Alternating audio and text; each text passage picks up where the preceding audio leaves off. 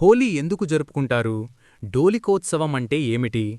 హోలీ ఆనందాల డోలిక అంటారు. అసలు హోలీ అంటే ఏమిటి? డోలిక అని దేన్నంటారు? పురాణాల్లో ఈ పండుగ గురించి ఏం చెప్పారు? హోలీ వస్తుందంటే చాలు దేశమంటా పండుగే. దీపావళి తర్వాత దేశంలో అత్యంత వేడుకగా జరుపుకునే పండుగల్లో ఇది ఒకటి. ఈ పండుగ సత్యయుగం నుంచి జరుపుకుంటున్నట్లు హిందూ పురాణాలు తెలుపుతున్నాయి. హోలీ అంటే అగ్ని లేదా అగ్నితో పునీతమైనది అని అర్థం. హోలీని హోలికా పూర్ణిమగా కూడా వ్యవహరిస్తారు. ఏటా ఫాల్గుణ మాసంలో పౌర్ణమి రోజున వచ్చే ఈ పండుగను హోలీ, కాముని పున్నమి, డోలికోత్సవమని కూడా అంటారు. ఈ ఏడాది మార్చి 3వ తేదీన ఈ హోలీ పండుగ వచ్చింది. ఈ సందర్భంగా పుట్టుపూర్వోత్తరాల గురించి పురాణాల్లో ఎలాంటి భిన్నమైన కథలు ప్రచారంలో ఉన్నాయనే ఆసక్తికరమైన విషయాలను ఇప్పుడు తెలుసుకుందాం.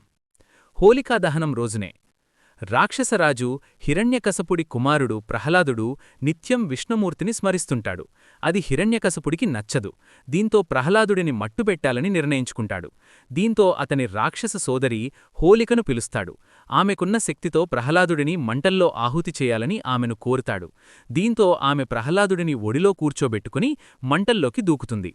అయితే విష్ణుమాయతో ప్రహ్లాదుడు ప్రాణాలతో బయటపడగా హోలిక రాక్షసి మాత్రం ఆ మంటల్లో చనిపోతుంది.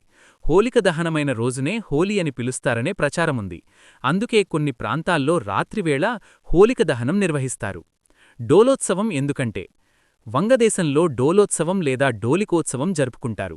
ఆ రోజు శ్రీకృష్ణుడు గోపికలతో కలిసి బృందావనంలో పువ్వులతో రంగులతో ఈ ఉత్సవాన్ని జరుపుకున్నట్లుగా భావిస్తారు. ఇలా రంగులు పూలు చల్లుకు